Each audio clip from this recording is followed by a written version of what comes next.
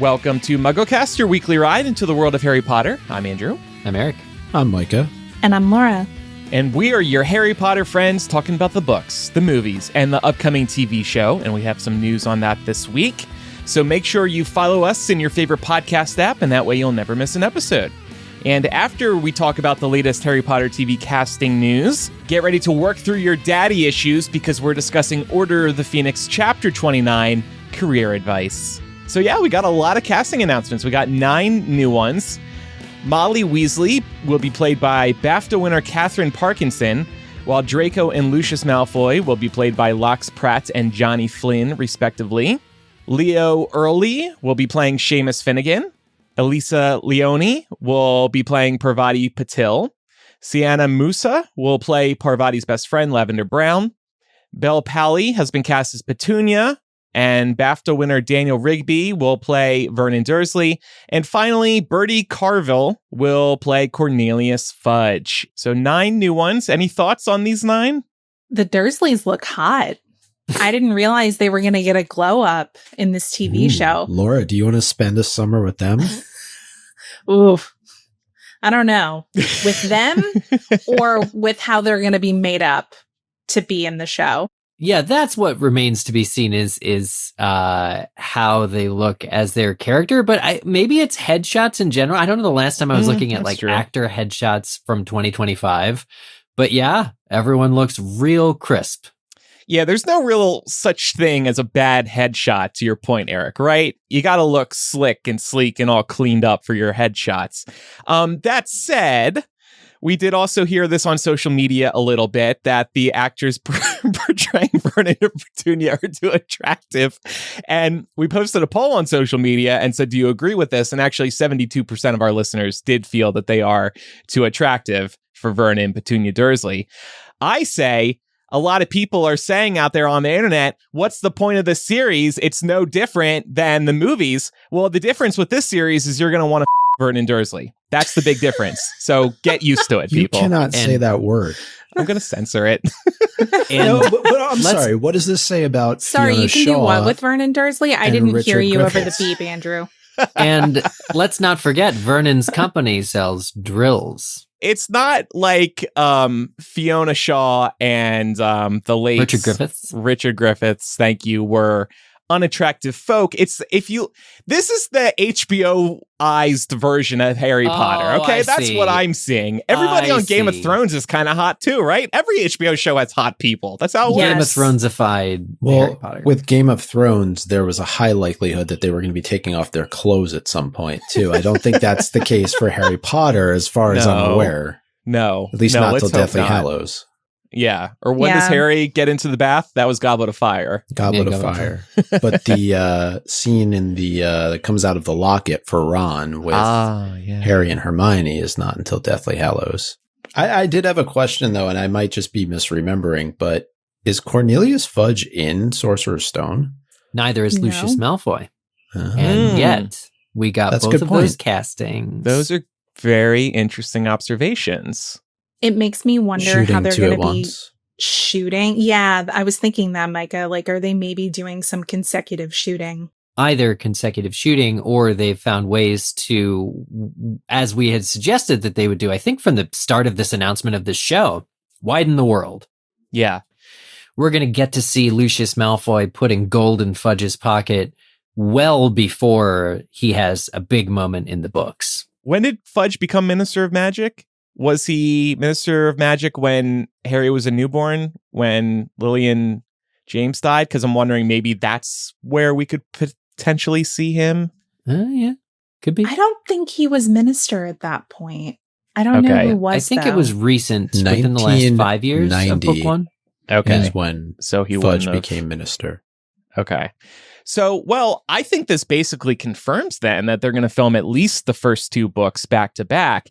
And the reason they would want to do this is because these kids are going to be growing up fast. They don't want to waste too much time. So you would think that they film at least the first 2 books and then the kids look like they're aging a little slower than they actually are. Yeah, well, and I think especially with the movies, we know that movies 1 and 2 were shot pretty close together, but there was a big break between movie 2 and movie 3, and then a big break between 3 and 4, and so on and so forth. So it's just, by the time these movies finished, these kids were like, what, all pushing 20, 19? Right. Like, and I mean, with a TV show, for how much longer I think the production runway is on something like that, there is a really big risk that if they don't shoot things carefully, these kids are going to be like 30 by the time it's done, you know? This is kind of like what we've been Stranger seeing. Things kids. That's what I was just going to say. Yeah, you look at the kids in Stranger Things season 1, they basically look like toddlers. And then you look at seasons 4 and the upcoming season 5, and it's like, oh my God, they're adults. What happened? How much time passes across that series? It can't be that much time. No, it's not at all. But yeah, like they took 3 years to release seasons. Right. It's wild. Yeah. And that's unfortunately what happens in the world of streaming. They take their darn time. So those are the latest casting announcements. Filming begins this summer, so stick with MuggleCast for continuing Harry Potter TV show coverage. If you love MuggleCast and want to help us keep the show running as smoothly as a Weasley twins escape from Hogwarts, visit patreon.com/MuggleCast and pledge today. You'll get instant access to 2 bonus MuggleCast episodes every month. You'll also get ad-free episodes, a new physical gift every year, and a lot more. Also, right now on our Patreon, you can find the Never Sever Us audiobook. This is my Dirty Cursed Child fan fiction. Patrons have access to it as part of their membership, but non-patrons can make a one-time purchase to listen or read it. And the reason I bring it up now is because it is Pride Month and because it is a gay fan fiction. 50% of proceeds from your purchase will benefit the Trevor Project, which is a hotline for LGBTQ youth. If you're looking for other ways to support us, you can visit MuggleCastMerch.com to buy official gear. Also, we would appreciate a review in your favorite podcast app, and please tell a friend about the show. Lastly, you can visit MuggleCast.com for quick access to all this information and lots more, like our contact form. Now it's time for Chapter by Chapter, and we're discussing Order of the Phoenix, Chapter 29, Career Advice. And we last talked about this lovely chapter on MuggleCast 466, which was titled Weasleys Victorious, and that was for May 19th, 2020. Let's listen to a little clip from there. 3 turns should do it, I think. Good luck. What the...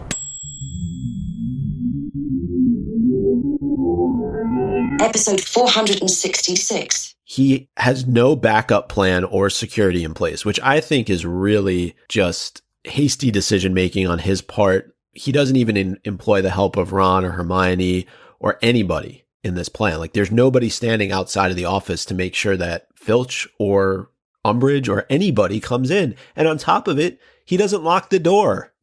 Or doesn't close it. Like, Filch comes in and he's like, oh, she left it open. Like, Harry, what are you doing? Yeah, this was not well thought through. Future Aura right there. Definitely future horror. Oh, boy. Mysterious thing time. Micah was fired up. Yeah, this reminds me of our discussion about Arthur Weasley and Scout the Route from this read through, but going way back to just, what is Harry doing? Yeah, what is Harry doing? That's Amazing. a great question. And great episode last week, by the way, with Julian. Oh, yeah, it was fun. Yeah. One of told these him days, we've the got to next get time. Micah and Julian. Well, we're just going to do a MuggleCast, the two of us, to make up for the fact that the last Sounds 2 fine times by that me. he's been on, I haven't been able to be there. But yeah, he did a great job. So we are going to start this chapter talking about Harry's state of mind, because he is very much reeling from what he learned about his father in Snape's worst memory. He feels betrayed and disillusioned after witnessing James's behavior. So I wanted to ask, what do we think this reveals about Harry's perception of James? Is it one of those situations where even our heroes have flaws? I would tend to think yes, but I know there's a lot here where we can talk about that Harry doesn't really have a whole lot to work with, right, when it comes to James. So there's only so much that he's learned up until this point. And certainly the experience that he has inside of the Pensive is just absolutely devastating to him.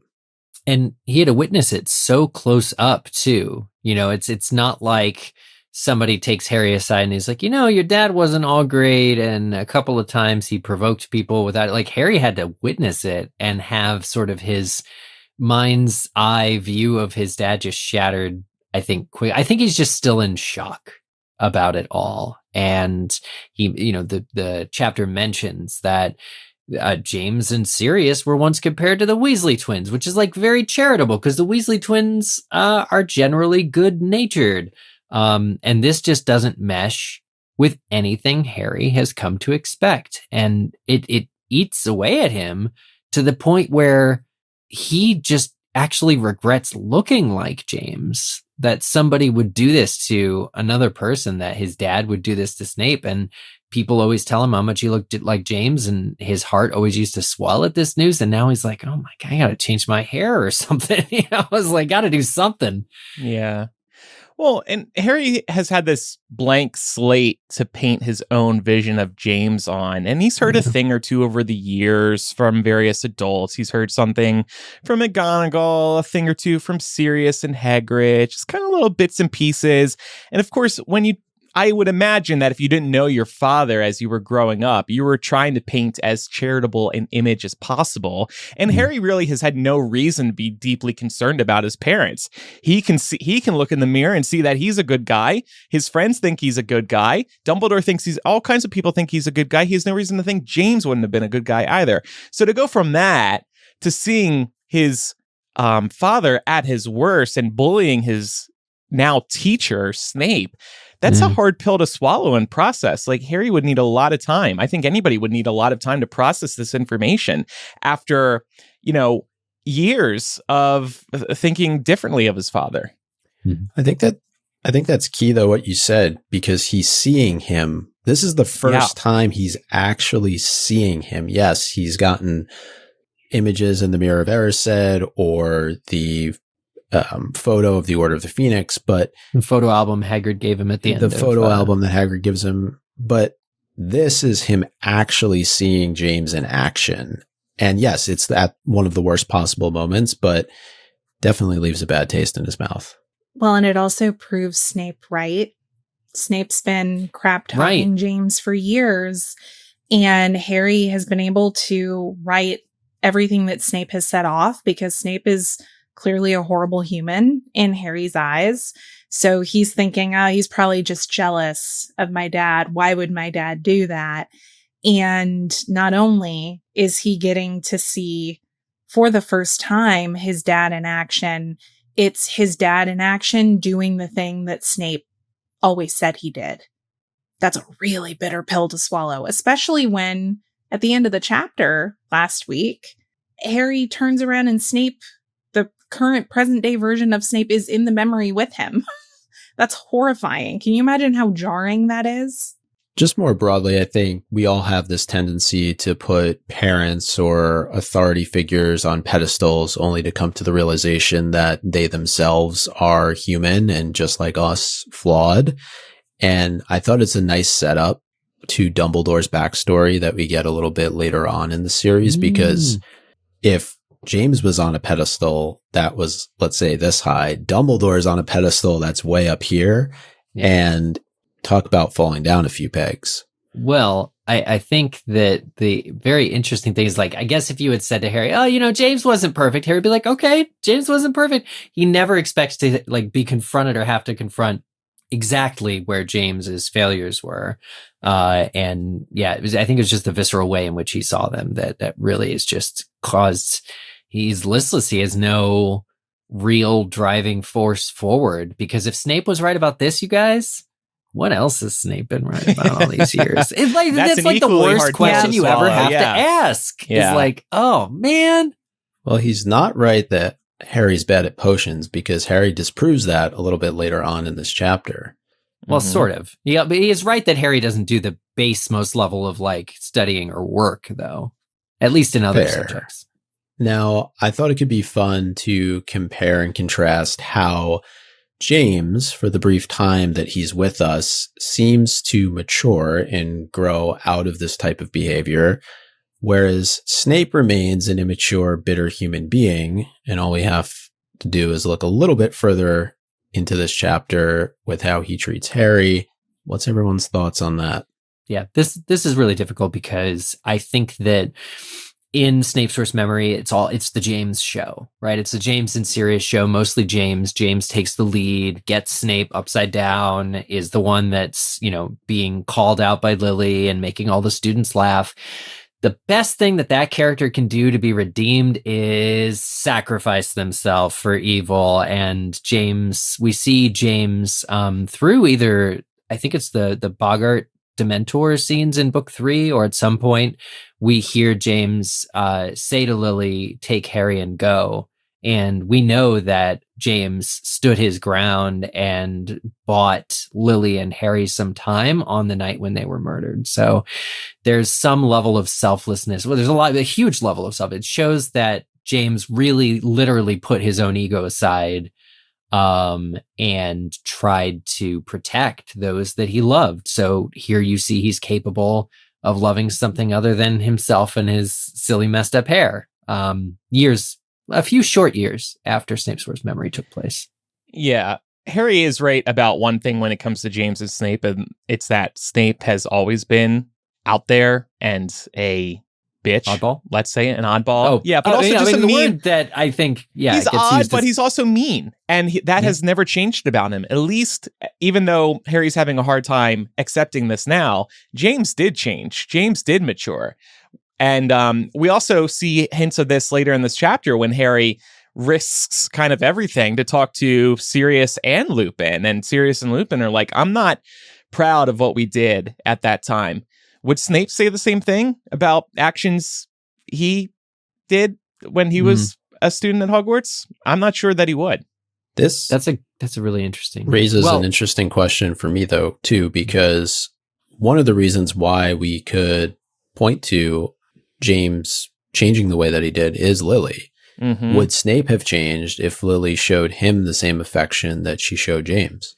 Well, and are we all on the same page that the reason that is Snape's worst memory is because of his gut reaction to call Lily a mudblood, thus cementing the decline of their relationship? Yeah.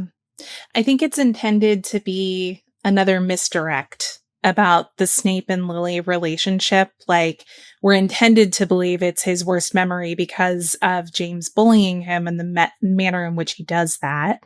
And obviously that is traumatic. And I think it deserves a ranking of in your worst memories. It is one of Snape's worst memories, but we know the amount of regret that Snape carries for what ultimately happens to Lily and how he inadvertently contributes to that. So it can all be traced back to this moment. I mean, this is, I think, the final nail in the coffin for Snape and Lily's friendship. It's pretty well hidden. Little detail there. Mm-hmm. But it is a major flaw of Snape that his future happiness was tied to Lily. I mean, the dude, we say it a lot on the show, normally about the kids, but Snape needs to go to therapy. Snape needs to move on already. Snape needs to break out of his shell and loosen up a little bit. There's got to be potions conventions you can go to. I mean, he's the Half-Blood Prince. Yeah. There's no potion he can't make. I think Snape died when Lily died, honestly. That's a heck of a thing. That means a ghost saved the world. Well, I mean, metaphorically, of course. Yeah. I think he would be happier if he had also died. Yeah. And I would think under normal circumstances, having witnessed something like this, that the memory would have affected Harry's feelings towards Snape if Snape wasn't a total asshat. Mm-hmm. The interesting thing about this is I think that it's Snape's continued awful behavior that gets Harry to snap out of that one little aspect of feeling really, really bad. Because Snape is horrible during potions this time. And it's if Snape had just given Harry a little bit of distance, I think Harry would have just continued to feel guilty, apologetic, and it might have led to I don't know, better grades or something, more effort in potions, kinder something. Who knows? Yeah, or maybe not complete alienation by the end of this book, right? Which leads to a lot of other things happening. Sure does. The one thing that Harry doesn't do that he normally does quite often is share the contents of the memory with Ron and Hermione. I feel like that's a big misstep on his part. I would agree with this. I think that it's not entirely clear why Harry feels like this is his cross to bear only. His sour mood is very visible to everyone that's watching him. And I feel like maybe it's just because nobody feels the way toward Lily and James that Harry has all of his life. Like they're who he sees in the Mirror of Erised. They're his parents, and maybe, I don't know, like I think this chapter wants to show that Hermione's doing all sorts of other stuff, like with the timetables for the studying and Ron's the crushing weight of exams, but he just doesn't crushing weights take the time to, this is what friends are for, and he's not letting them help him. But but I don't think Harry really knows how to ask for help. It's not something the Dursleys would have taught him. That's true. What about the hot Dursleys? Would they have taught him this? Hey, maybe. The hot Dursleys have their own hotline. The new and improved Dursleys here only on HBO Max. But yeah, I mean, I think that, man, where was I going to go with that point? I think that you were too distracted by the Dursleys. I know they're so hot. I can't wait for Dudley. I can't Vernon's six pack. Can't restrain myself. But yeah, I mean, I think that Harry, one of the major themes of this book that we've touched on before, maybe not so much in recent episodes, but definitely at the beginning of the book, is isolation and how isolated Harry feels because he's very alone in a lot of the experiences that he's having. So who could he go confide in about what he saw in Snape's Pensieve? Who would even remotely begin to be able to relate to him? Yeah. So kind of on a related note, I'm not upset that he didn't approach Ron and Hermione about this, but why not approach McGonagall or even try to talk to Snape again and approach Snape and open with, I'm mad at my father after learning about what he did to you. And yes, I know we got to remember he's a child, but if I were him, in hindsight, maybe I would wish that I approached it this way. Because this whole idea of going to Sirius and breaking into Umbridge's office is incredibly risky. I was stressed reading that break-in and reading his chat with Lupin and Sirius because I was just waiting for Umbridge to pull him out of the fire and murder him. Well, I think the real problem is that Harry doesn't know. It's true that he doesn't know how to ask for help. He also just doesn't know what he needs. It's really only until he's prompted by Ginny, who's noticed him being down, that he's like, I think I need to talk to Sirius. Like, Sirius is his only parental figure, and that's kind of what I think it's dawning on him. He needs to help console him about his parent. Mm-hmm. Yeah, and for Harry, though, I do think there would have been some type of, Hermione in this chapter throughout is just so adamant about him not going and doing this. And I do feel she probably would have provided some rational thought around James's behavior or what Harry saw in the memory that maybe would have calmed him down a little bit. And I could see Ron jumping in here too. Ron has some nuggets of wisdom from time to time. Yeah. Yeah. They give them all to Hermione in the movies though. So hopefully they'll change that in the show. Yeah, they better change that in the show.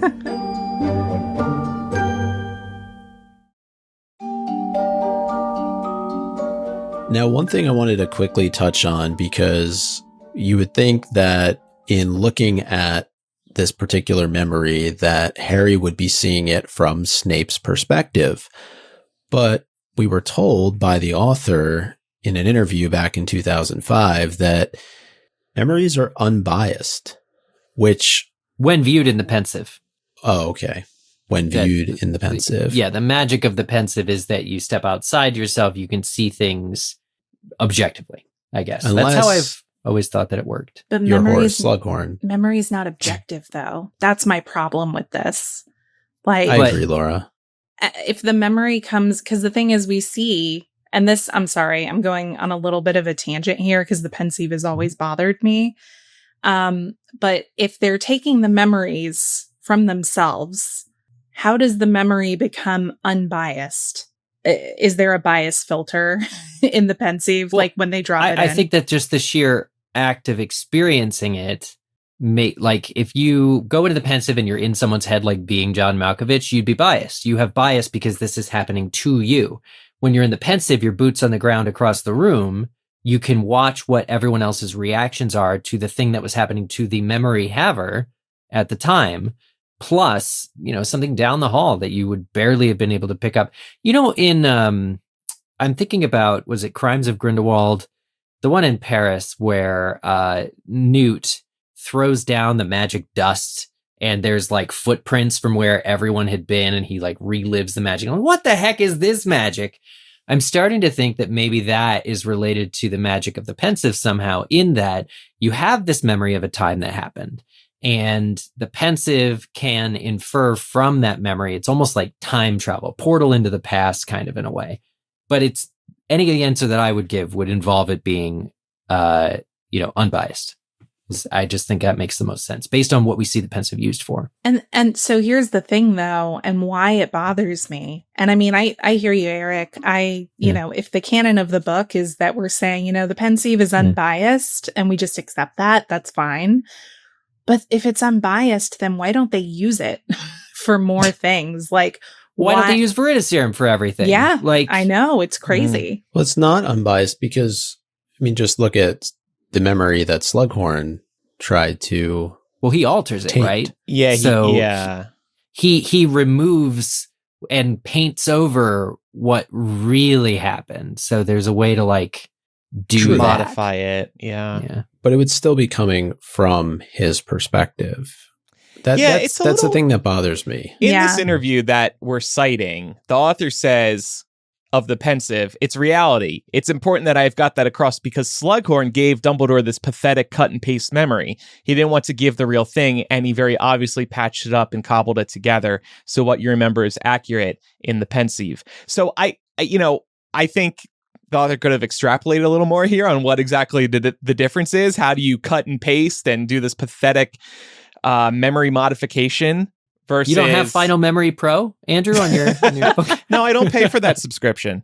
I think we still need a little more clarification here. And like Laura, I'm willing to accept that this is canon because she says so. Well, that's the whole value of Dumbledore revisiting these memories in the pensieve to get a better grasp on the puzzle that is how Voldemort is still alive. You throw a bunch of people's memories into the pensieve, you go in and you're able to see, even if Dumbledore is there, like in the courtroom scene in book 4, Dumbledore's there, but he's able to witness other reactions across the room. You can infer other characters' culpability in crimes and things by being able to just get outside your own head.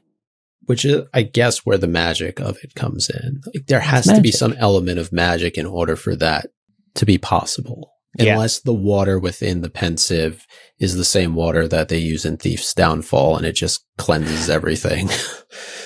Well, that's my headcanon. It cleanses your bias. Yeah. Last thing I'll say on this is why isn't everything, it was asked before, why isn't everything in the pensieve, why isn't Veritaserum used more? I would like to think that when it comes to the pensieve in particular, this is a very rare object to hold, and maybe the water is very hard to attain too. And, I think maybe the Wizarding World might want to, without putting it into law, put some boundaries on these types of things, because it might be a little dangerous to be able to take every memory out of your head. Like I was talking about a few weeks ago, what happens to that memory when you do pull it out of your head? Do you forget about it until you put it back in? That kind of sounds dangerous. It's supposed to work that way. Yeah, it's supposed to work that way because Dumbledore says his head is too crowded. And humans shouldn't be able to operate that way, right? Like, I don't want to remember that terrible dinner I had yesterday, so let me pull that memory out of my head. It shouldn't be that easy. No, you need to keep the memory because otherwise you'll go back to that same awful restaurant. You'll order the same thing, and that's why you need it. But this is the consequence of being able to pull out so many memories. But how do you remember to put them back? The whole reason Snape has the pensieve, has Dumbledore's pensieve, is so that he can take stuff out of his head that Harry won't be able to see by breaking into his brain.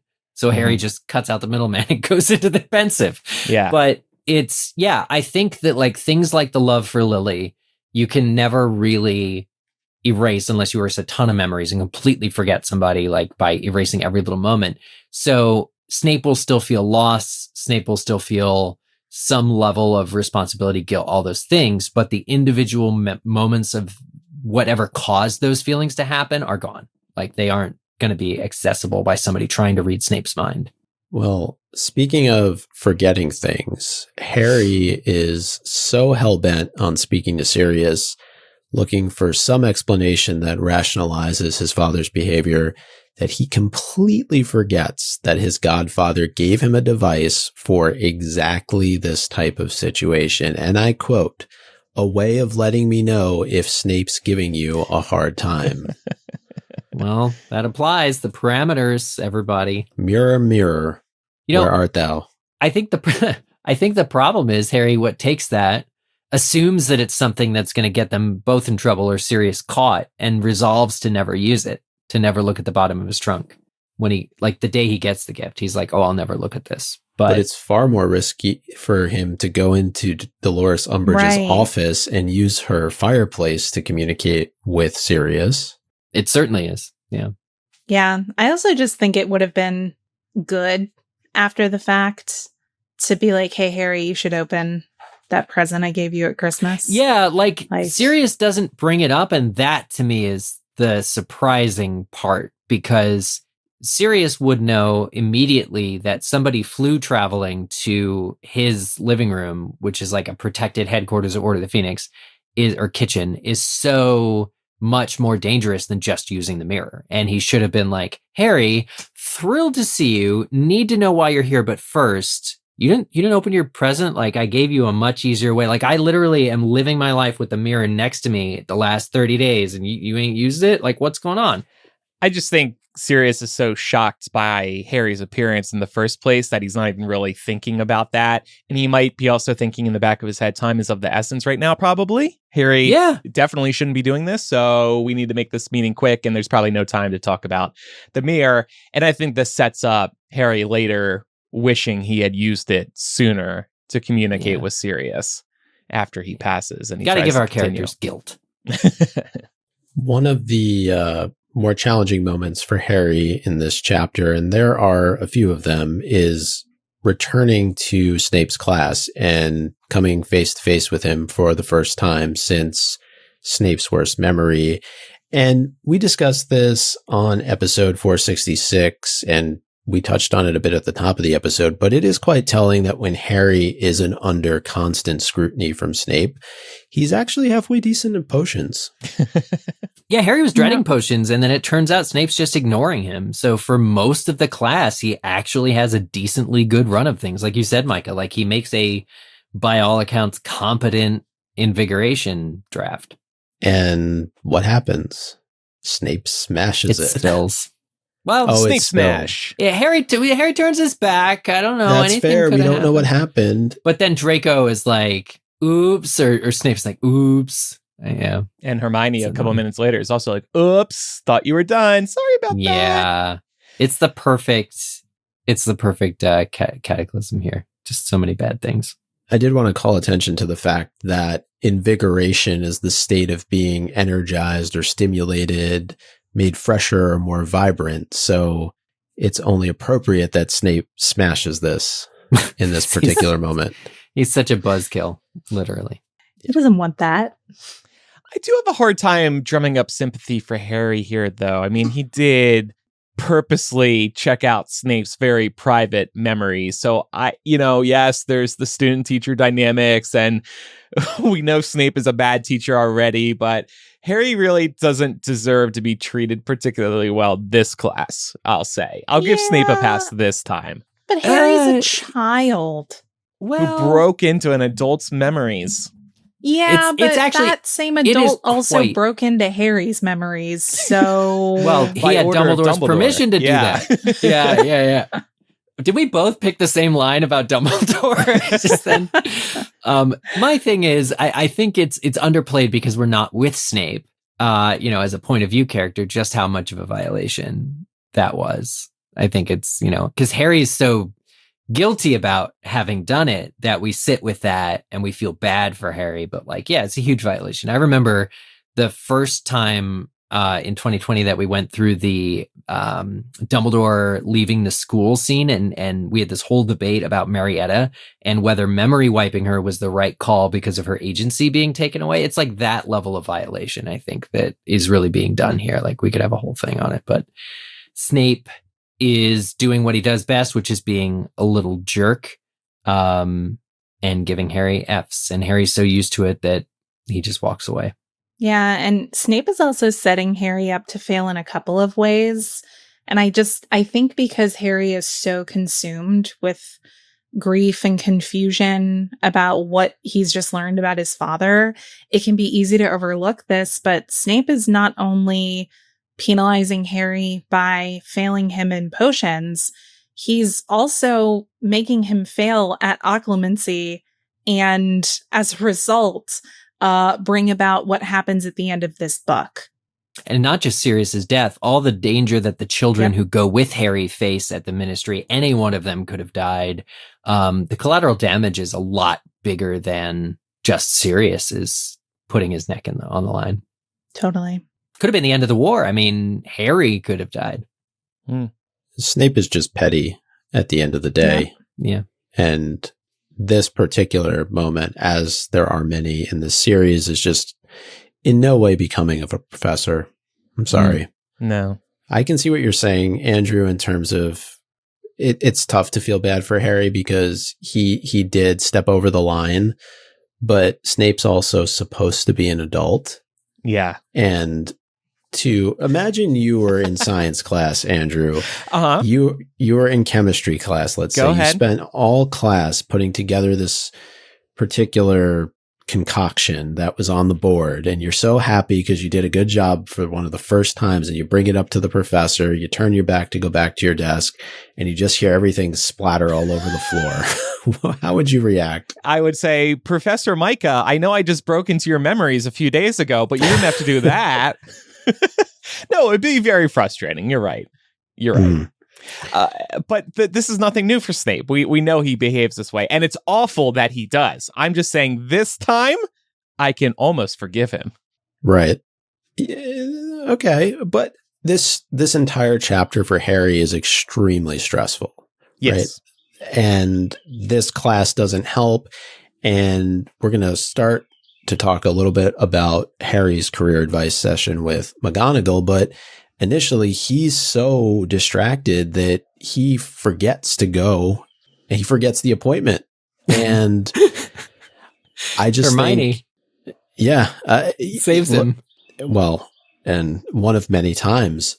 This is a scene that I know we've talked about quite a bit. It needs to be maxed, all of it. The interaction between McGonagall and Umbridge, how McGonagall stands up for Harry in this particular moment is just one of the defining moments for her as a character. And I think it parallels Harry standing up for her in Deathly Hallows to the Carrows, and even using one of the unforgivable curses. So I'm just disappointed that Dursleys.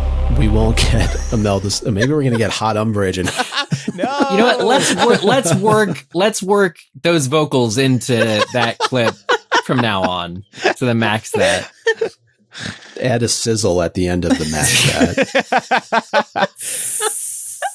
Yes, you're right. I mean, this is one of the opportunities with the Harry Potter TV show I think we're so looking forward to. The opportunity to dive into certain scenes that were tragically not adapted for the movies. I think this is the perfect example of something that could very easily be included in the TV show. There's some great character development here for McGonagall and Umbridge. It's going to be fun to watch Harry deal with Umbridge and how McGonagall reacts to Umbridge being there. You know, it seems apparent that the author or Max knows that McGonagall is evidently a popular character because they were trying to shoehorn her into the Fantastic Beasts series. So, I mean, here's an opportunity to give us more McGonagall in a way that actually we should have gotten in the first place. Well, and the interest, like, I think that the reason this works so well in this chapter, career advice, is, I mean, partly because it's like news to Harry that McGonagall would go so hard for him. But we've been there every previous interaction that Harry and McGonagall have had together. She's his head of house. The movie's never adapted a lot of that stuff. And a lot of it wasn't, adaptation worthy. It's just like her thoughts on Snape's bias at a Quidditch game. But like, if the show actually shows all those little moments, I think this whole scene pays off. 5 years down the road, this whole scene pays off even more because McGonagall has this like cold reserve. This is the first time she really throws it on the line in the face of terrible penalty, potentially. And I would just like to see that relationship specifically between McGonagall and Harry grow to then culminate in this scene. So I want to see, I don't want any moment of McGonagall from the books that was in the books to be cut from the show. I want to see it all and more. And more. Yeah. To your point, she says some pretty damning things, including, well, maybe Cornelius Fudge won't be minister by the time Harry is ready to become an Auror. How can you say that to Dolores, who's literally built her whole life around propping Fudge up? And she questions Umbridge's competency as a teacher. Yeah. So there's some really good zingers in there, but I did think it was nice to see McGonagall balance encouragement for Harry with the realism of where he's at currently in his academic career. And I think for Harry, it's nice to think about his future in a context that doesn't necessarily involve battling Voldemort. Every time we talk about Harry's future, it's always about him and Voldemort. This is why I love this chapter and scene so much, because I still remember for the first time reading this, and I was feeling the series is growing up. Harry is growing up, and I totally agree with that. This is probably the first time we're looking at post-Hogwarts life, at least seriously, and that's a big deal. So I actually like that this happens. And I know we were scheduled to talk about this a little later, but Micah, you wanted to ask, does Harry really know what he wants to do at 15? I don't really think that's the point. I think this is an opportunity to get them thinking ahead and maybe put some plans together that they don't have to commit to. But I think when we're all teens, and maybe this is a little on the young side to start thinking this, but when you're a teen, let's say maybe 19, 20, 21, you're like, oh my God, what am I going to do with my life? A session with your head of house about your future plans could help deal with that. Those feelings, those concerns. Yeah. I know we're going to get into talking a little bit more about career advice and starting those conversations as teenagers after the break. But I did just want to maybe put in a little bit of a devil's advocate point here.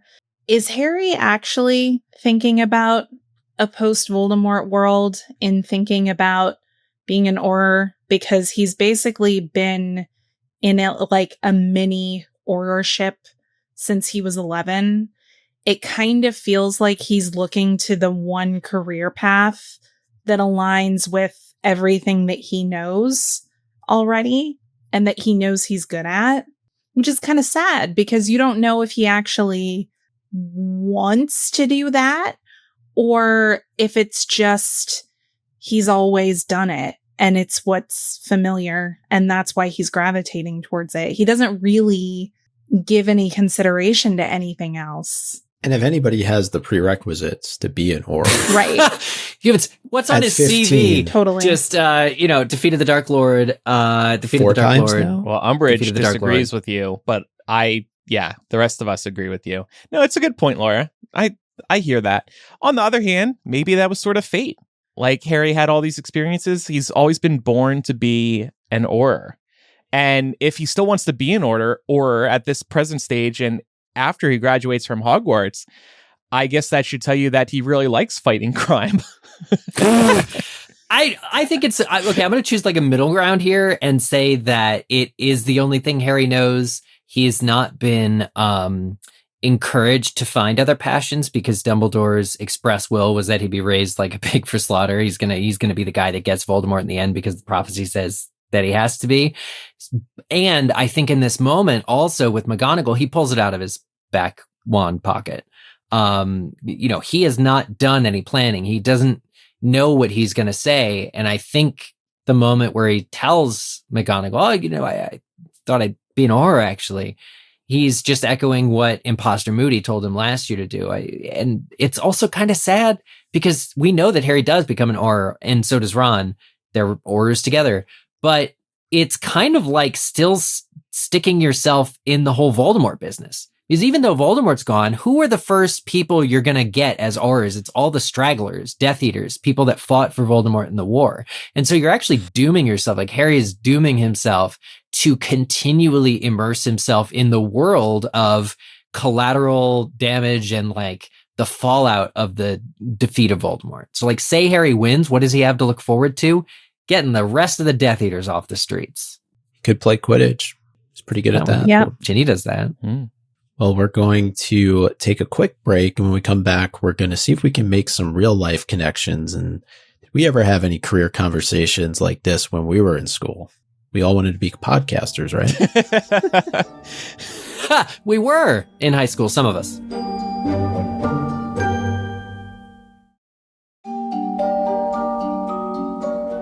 I'll throw it out to the group.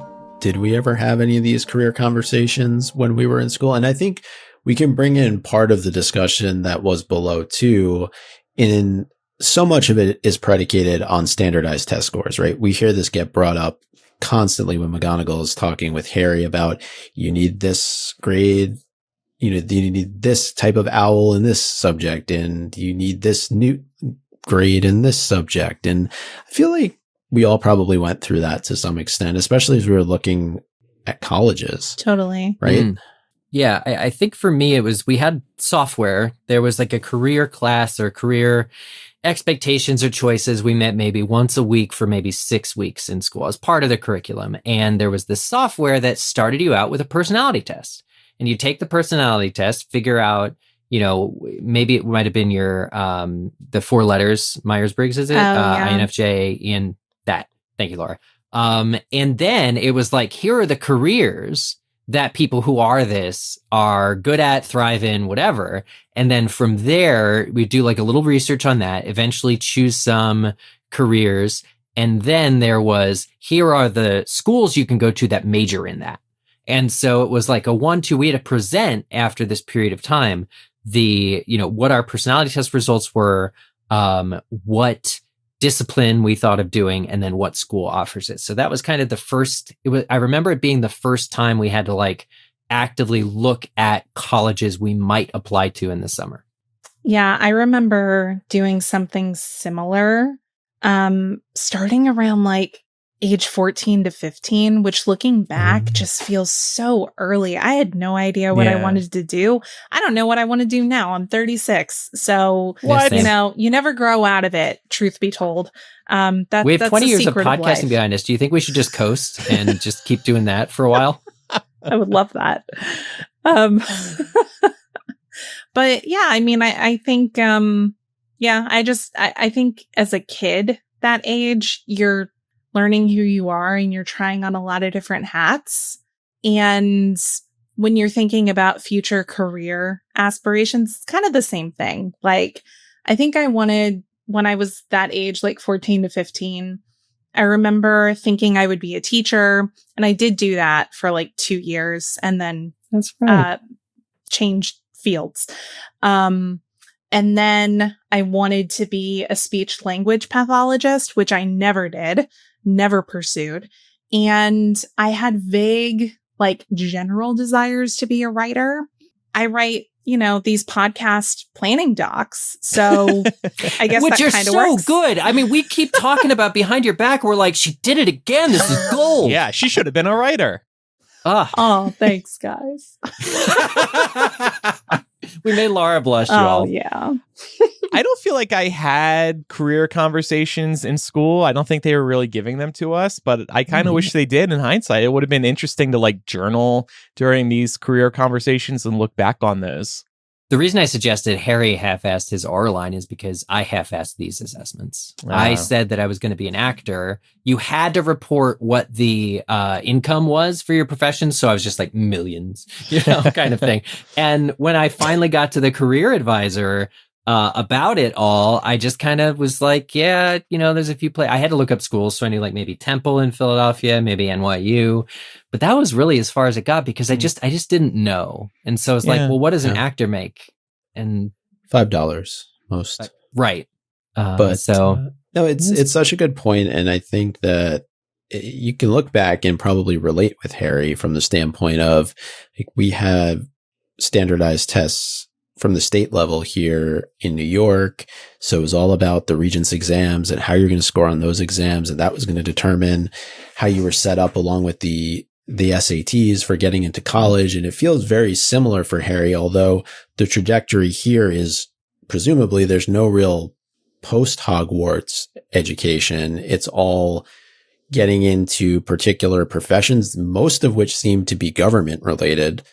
And so he needs to make sure he gets these type of owls and these type of newts. And so I agree with what you have here too, Laura, saying asking teenagers to lock in at this early an age just doesn't make a whole lot of sense. No, I think we do it too early culturally. Like, I'm particularly thinking about like Western countries. I think there is a lot of pressure put on literal children to make commitments that are going to affect them for the rest of their lives. Like, I really feel that strongly the older that I get, and revisiting this chapter really brought that feeling back for me a lot. Like reading about Harry's perspective as he's having this conversation where he's talking about what plans he's committing to for the next probably decade of his life. It's kind of jarring, honestly. My big takeaway from this too is I don't think we ever see Hogwarts teachers like keeping grades. We see them get their parchment back with like a letter on it, but the idea that there's this whole, I don't know, manila envelope that McGonagall's able to pull out with like Lupin's 2-year-old quotes about Harry's prowess is really satisfying. I don't know. It's like the teachers, we often talk about how the teachers at Hogwarts are jokes, but apparently they keep, or at least some of them keep good enough notes. And to your point, Laura, like with it being so young, Harry's looking, if he wants to be an R, that's 3 additional years of training is what McGonagall tells him, which is one of the few things we hear about happening after Hogwarts, but like 3 more years, Harry ain't that great a student, but maybe it's the prerequisites that'll save him. Yeah, I think he probably gets to skip the 3 years of exams and prep time after he defeats Voldemort. They're probably just like, yeah, you're in. Yeah, you got to rebuild the government. Go ahead. Hunt down the rest of the Death Eaters. It is really disconcerting, though, that Umbridge is present for this career consultation that Harry has with McGonagall. I'm sure he's nervous enough to begin with, but she has to be there, right, for the purposes of the story. But in retrospect, she really shouldn't be there. No. She's not known Harry for all of a few months at this point. Well, she's not there because Harry. She cares. Yeah. Oh, no. Yeah. She's there to torture him and say that he did have a profession he was really looking forward to. She's there to crush his dreams. Like, that's essentially what she tries to do. On the flip side, it's very satisfying reading this, knowing where Harry ends up post Hogwarts as an Auror, because she says, I will do everything in my power. You'll never become an Auror. And he does. So that part's nice. As frustrating as the scene is to read. I mean, no adult should be telling a student that they can't have whatever career they're passionate about at this age. Yeah. It does make me wonder if she was visiting every career consult conversation McGonagall was having, or if it was only Harry's. The way it was written, Umbridge was elsewhere the rest of the day, but this day was dedicated for McGonagall to, do these career consultations. So yeah, she singled out Harry. And by the way, I want to call out for the people who aren't watching on YouTube or Spotify. Laura is wearing Umbridge pink today, and it's a little unsettling. Okay, it's a little unsettling. I feel attacked right now. Well, you should. Geez. Okay, I will never wear pink again. Not just pink, Umbridge pink. It's bright pink, but it's not. It doesn't have kitty cats all over it. Do you need a cough drop, Laura? No. I don't want to further this thing where we're calling each other out for what we're wearing to recording because I just threw this on. We have the same color almost. Yeah. Eric. Yeah, we're marooning. Be careful, Andrew. It's a Pandora's box. All I'm saying is now you've opened it. So now it's fair game. So let's break into Umbridge's office. And first thing I wanted to ask about was, Fred and George are really helpful to Harry in this particular moment. They set the distraction. Obviously, they have bigger, loftier goals in mind with what they're doing. But when I was reading it, it kind of dawned on me that maybe they were willing to do this because of what Harry did for them in terms of giving them the funding for Weasley's Wizard Wheezes. It seems like a pretty big risk for them to take. Obviously, we know why they do it by the end of the chapter, but curious to get your thoughts on that. I kind of felt like it was a risk because they're opening a shop in Diagon Alley, which you would think has some ministry control. So I kind of find this a bit of a plot hole that they would be able to cause this chaos. And while causing the chaos, do an ad for Weasley's Wizard Wheezes. They literally say, hey, check us out in our forthcoming store in Diagon Alley. Umbridge can't put the kibosh on that store? I'm a little surprised by that. So, yeah, I find that part risky. I don't think that's in her jurisdiction. I mean, I think Cornelius... She can't talk to Fudge, though? Yeah, I think he'd want to. But it kind of sounds like they already have the property, right? Don't they say what the address is? Yeah. 93. I don't know. It's still not... just because... As long as they're paying taxes... Well, and the other crazy thing is that Fred and George end up selling shield hats to the Ministry of Magic by the next book. That's right. Yeah, that's look whose good graces they're in now. Yeah.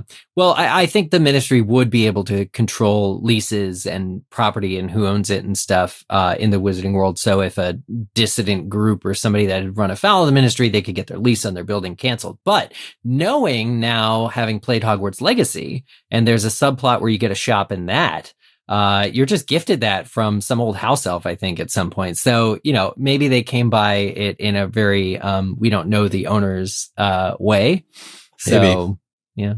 Oh, Ariane is saying in the Discord, they 100% funneled the money through dung to put down the deposit. I could see that. Is there a lot of money in manure?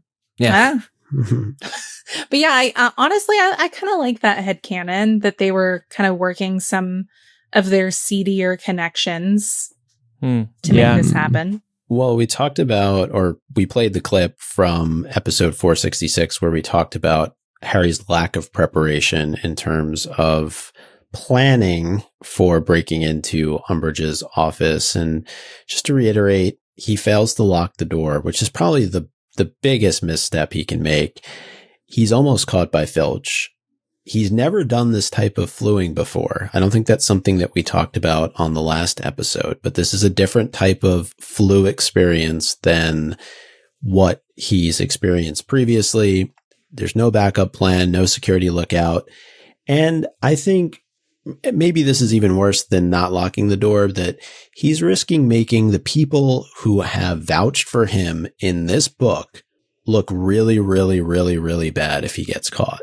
Top of the list would be McGonagall, and he even has this thought, right? Like this comes to his mind, but he feels that it's more important that he speak to Sirius than the fallout from him getting caught by Umbridge and how that would make McGonagall look. And the part that really broke my heart was Dumbledore put his ass on the line for Harry just a couple chapters ago, and now Harry's risking major trouble again. Like I said earlier, I was stressed reading this, even knowing the outcome. Unlike the movie, too, he does not get caught in his first attempt. Yeah, this was reckless. Definitely. Yeah. Especially for McGonagall. Her career would be over for good after this.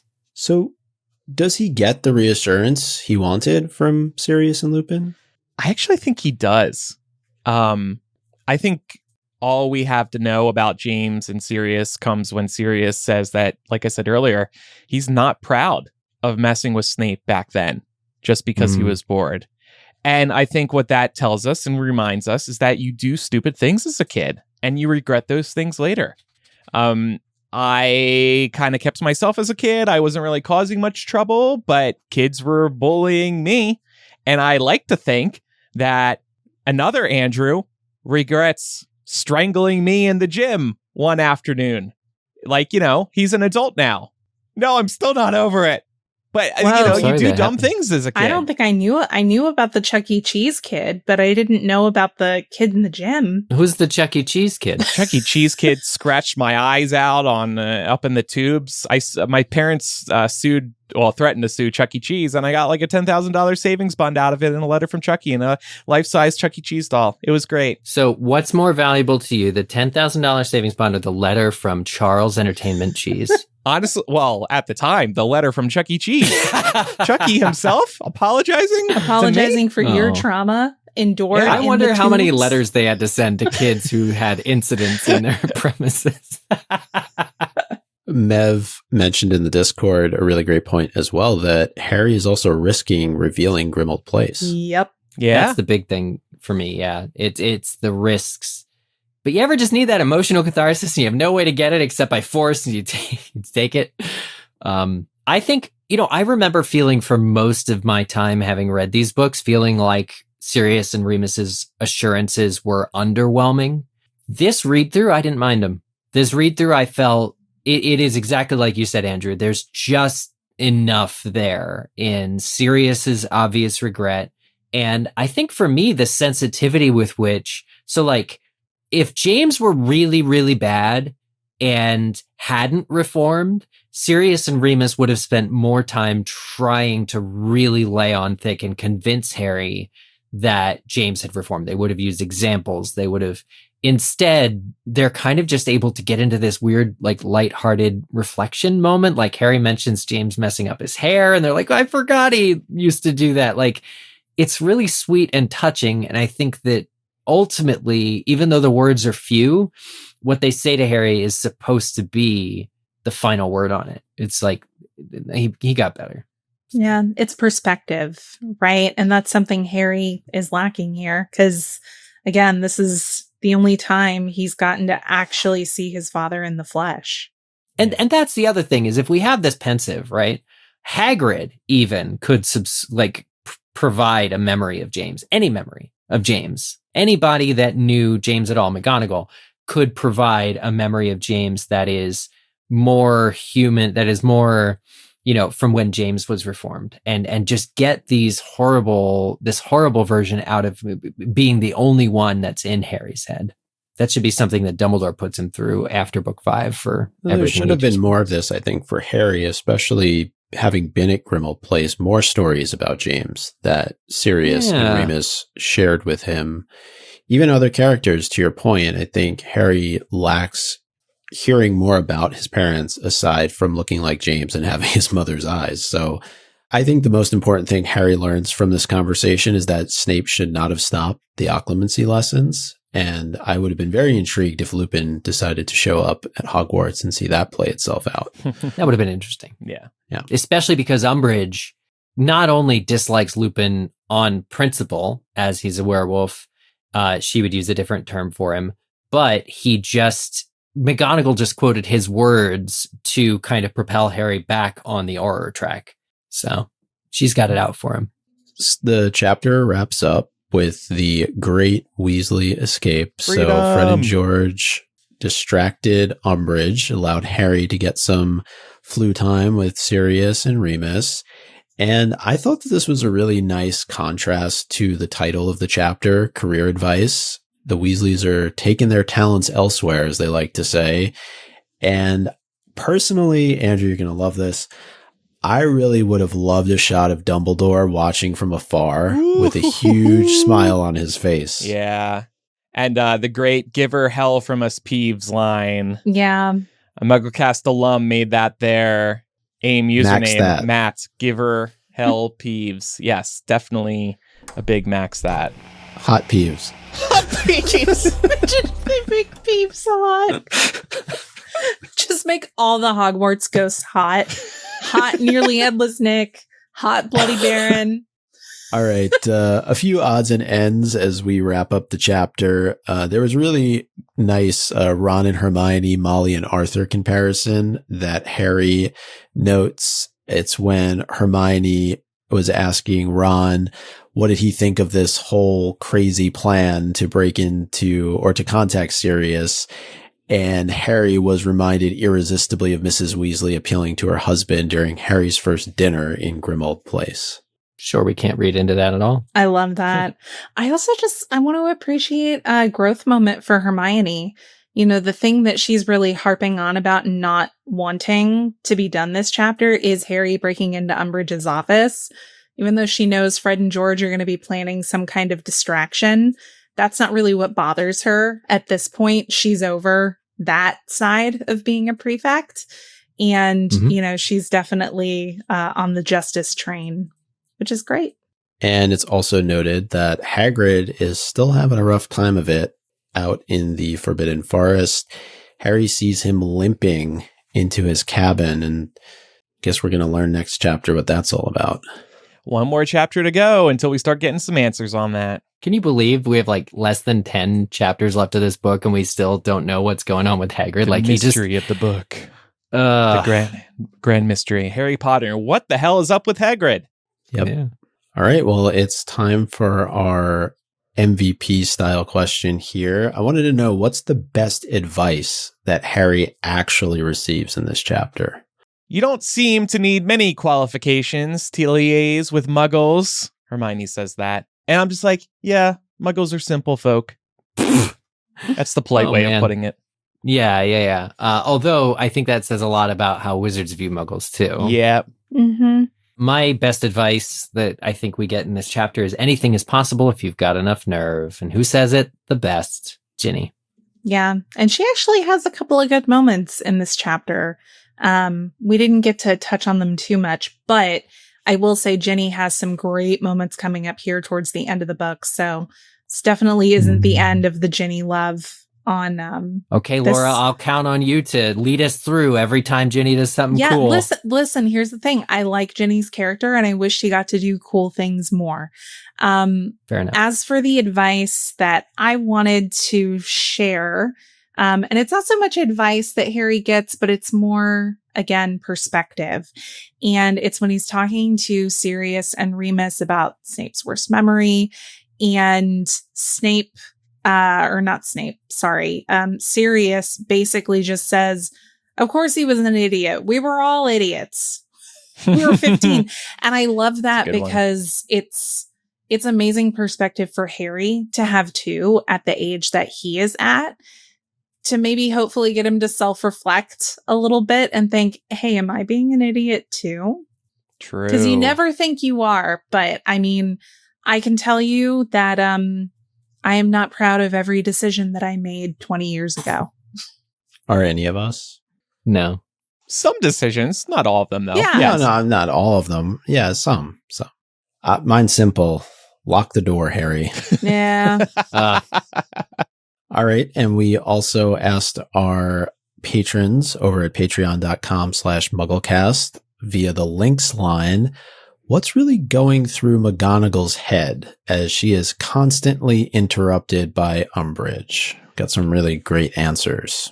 Yo, let's try to do some impressions when we read these, if it is a quote. Oh, God. Kayla B said, "Oh, how I long to go into my cat form and shred a beep." I love the idea that McGonagall thinks about turning into a cat and ruining people. I just love that. Jennifer says she's thinking she would like to choke her on a few, or she would like her to choke on a few biscuits now. Leah said, worrying about the very real fact that Harry has to take on Lord Voldemort, and this beep actually thinks her opinion matters. This woman's arguments are so insignificant, it's actually adorable. Like watching a pink puffskein try to take on a Hungarian horntail. Carly says, I'd say given her love for Quidditch, McGonagall is probably envisioning using Umbridge's head as a quaffle. Yep. Courtney said, the position is cursed. She'll be gone by the summer. Preferably maimed or seriously injured. Also, now I know why Potter can never keep his trap shut either. Finally getting under her skin. Rachel said, what should I transfigure her into? The idea that McGonagall's just coldly going, I know a spell. Zachary says, who does this bitch think she is? Doesn't she have better things to do, like entertaining and subjecting to Filch's whips and chain fantasy? Whoa. Sorry. I almost... This has been a sexy episode of MuggleCast. I was about to be like, Max that. We need to call this Hot Thieves. Don't roll your eyes. Don't roll your eyes, is what Brandy says. And finally, Darren said, LOL, more of an adult answer, but this is what she's thinking.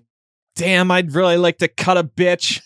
Don't forget, everyone, you can participate in the Links line every week by becoming a patron at patreon.com/MuggleCast. There's a link in the show notes as well.